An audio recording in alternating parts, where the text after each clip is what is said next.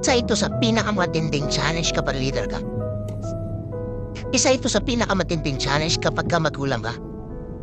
Kapag single mom ka. Kasi, natatakot kang ipakita sa mga anak mo na pagod ka na. You're afraid to admit sa mga friends mo that you really feel empty. That you are afraid to admit to the people who are around you that you really wanted to quit. Sometimes, takot kang aminin sa kanilang galit ka.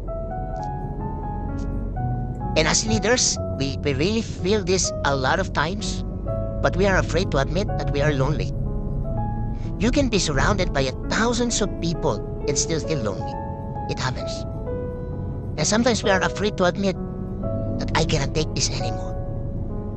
Di ko na kaya. Pagod na ako. Hiwalay na tayo. Tapusin na natin to.